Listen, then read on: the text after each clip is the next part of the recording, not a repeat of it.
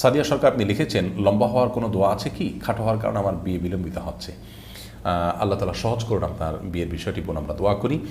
আর আপনাকে বলছি যে লম্বা হওয়ার জন্য সুনির্দিষ্ট কোনো দোয়া কোন হাদিসে বর্ণিত হয়েছে বলে আমাদের জানা নেই।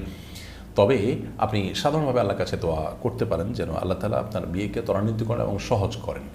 আর মনে রাখবেন যে লম্বা হওয়ার দোয়া করলেই যে আপনার বিয়ে হয়ে যাবে ব্যাপারটি সেরকম নয়। দোয়ার ক্ষেত্রে আমাদেরকে বিচক্ষণতার পরিচয় দিতে হবে। শরীয়ত আমাদেরকে সে নির্দেশই করেছে। অনেকে আল্লাহর কাছে চান যে আল্লাহ আমার এত টাকা যেন হয়। তো এত টাকা হলেই যে আপনি সুখী হবেন ব্যাপারটি তো সেরকম না। এত টাকা হলো, তার চেয়ে বেশি টাকা খরচের ব্যবস্থা হয়ে গেলো, তাই লাভ কি? একজন আল্লাহর কাছে দোয়া করেছেন, আল্লাহ আমার যেন এমন জীবন আসে যে আমার 2 হাত ভর্তি টাকা থাকে এবং আমার আশেপাশে শুধু মেয়ে আর মেয়ে থাকে। তো সেই ভদ্রলোক দেখা গেল যে কোনো একটা কলেজের আপনার বাসের হেল্পারের চাকরি পেয়েছে, 2 হাত ভর্তি টাকা থাকে, সে টাকা মানুষের আশেপাশে মেয়েরা আছে, মেয়েরা কলেজের ছাত্রী। তো এই ধরনের দোয়া অহেতুক দোয়া, এ ধরনের দোয়া কোনো যৌক্তিক দোয়া নয়। আপনি দোয়া করবেন, আল্লাহ আমাকে সুখ শান্তি দেন, আমাকে ভালো জীবনসঙ্গিনী দেন।